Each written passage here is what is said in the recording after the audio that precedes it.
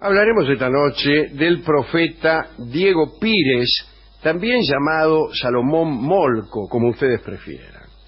Así que vamos a ubicarnos en Portugal en el año 1500. Por esos tiempos nació Diego Pires.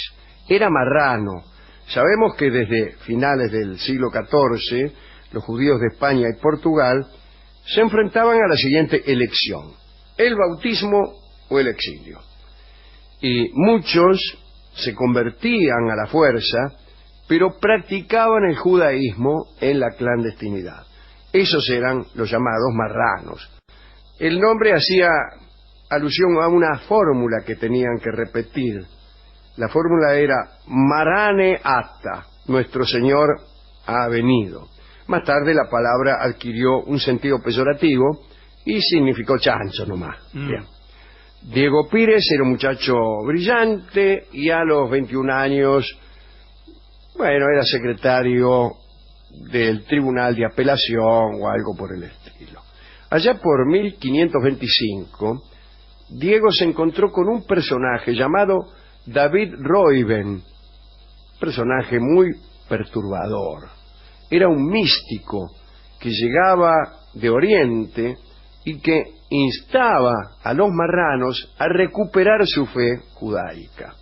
Diego Pires siguió las órdenes de Ruyven y quiso que se le practicara la circuncisión. Muchos le dijeron que era peligrosa la circuncisión pasada la temprana edad, y Pires se circuncidó él mismo y adoptó el nombre judío de Salomón Molco. Por las obvias persecuciones que podía llegar a sufrir en Portugal, el ahora Salomón Molco abandonó el país y empezó una especie de periplo iniciático. A partir de 1527 visitó Italia, Jerusalén, Damasco, Constantinopla y Salónica. Y allí, en Salónica, Molco estudió la cábala. En ese año de 1527, Roma fue saqueada por una coalición de ejércitos capitaneados por el condestable de Borbón, con la ayuda de un gran número de luteranos. Para Molco, aquella fue una señal. Creyó que la redención, el rescate de la humanidad iba a tener lugar muy pronto por parte de un Mesías. Salomón Molco se hizo profeta, Cada cosa que ocurría era para él una señal de la inminente aparición de ese Mesías. Sus discursos atraían a cristianos y judíos.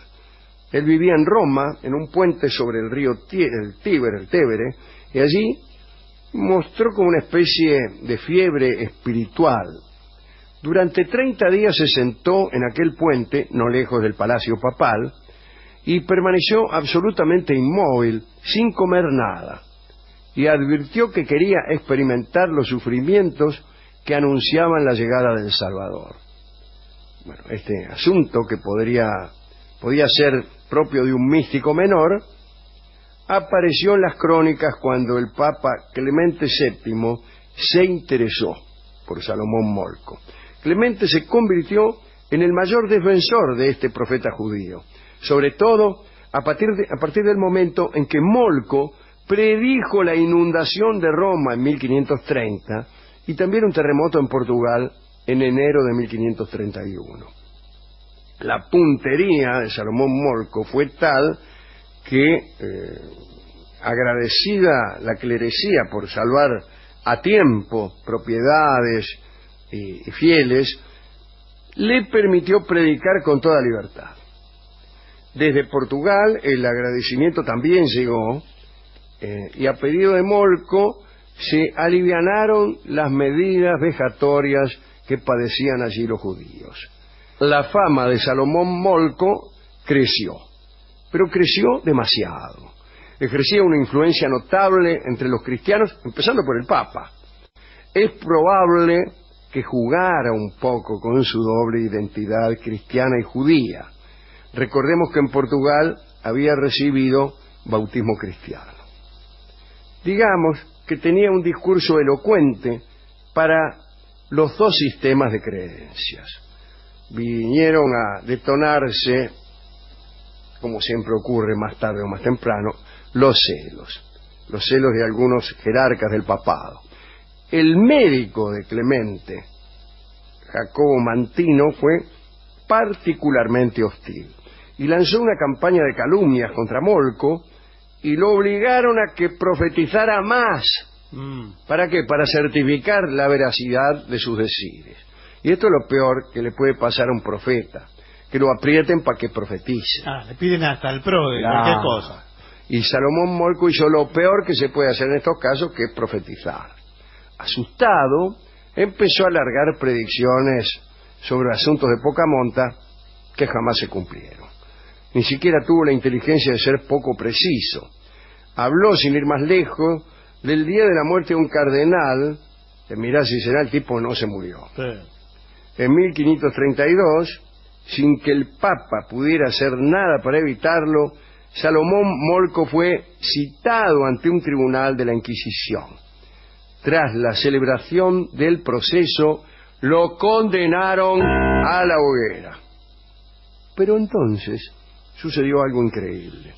La noche anterior a la ejecución, el Papa Clemente VII liberó secretamente a Salomón e hizo que quemaran a otro que se le parecía. Bueno, qué piadoso, ¿no? Sí. Lo que se llama una obra de bien. Una vez libre, Molco huyó hacia el norte de Italia, donde se reunió con aquel que lo había impresionado al comienzo de esta charla, el místico David Roiben. Bueno, mientras Salomón Molco estaba en Roma, Roiben se había establecido, mejor dicho, numerosos contactos para obtener una audiencia con Carlos V. Carlos V de Alemania, Carlos I de España.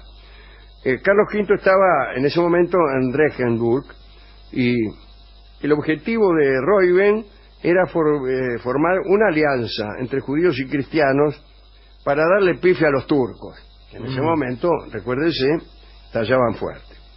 Pero Carlos V había sido puesto en antecedentes sobre Roiben y sobre Molco, y cuando el maestro y el profeta se presentaron ante el emperador, directamente lo metieron en cana. Roiben fue encadenado y luego conducido a España, pero se murió en el trayecto. Y Salomón Molco fue condenado por segunda vez a la hoguera. Debe ser la única persona a la que condenaron dos veces a la hoguera, ¿no? En el régimen argentino no hubieran podido condenarlo dos veces por el mismo delito y a la misma pena, me parece a mí, qué sé yo. Pero, bueno, en esta ocasión ya no pudo obtener un segundo favor del Papa. No había otro parecido, ¿no? No. Pero incluso le ofrecieron perdonarle la vida si se arrepentía y regresaba al cristianismo. Pero Molco se negó. Y entonces, esta vez, murió, quemado en la hoguera a finales de 1532. Alguien ha escrito que todavía en el siglo XVII se podían admirar las vestiduras de Salomón Molco guardadas como reliquias en la sinagoga de Praga. Y esta fue la historia del pobre Salomón Molco, profeta y condenado por dos veces a la hoguera, ¿no? Podemos dedicarlo, si usted quiere, a Salomón, pero también a Roiben y al pobre tipo que quemaron en lugar de Salomón, cuyo único crimen fue parecérsele. Ni siquiera se ha salvado el nombre de ese pobre señor. Bueno, si se hubiera salvado el nombre, tal vez no lo hubieran quemado, ¿no? Yo supongo que habrá muerto gritando que no era, pero los inquisidores dirían, eso es lo que alegan todos. Sí, señor. Interpreta. Así que, bueno. Hechas las dedicatorias, confesaremos que fue muy difícil encontrar una canción que ilustrara convenientemente este doble tormento de Molco. Finalmente, como había nacido en Portugal, nos encontramos con esta bella canción que toca Juanjo Domínguez, que suele llamarse Abril en Portugal, aunque también la llaman Coimbra, ¿no?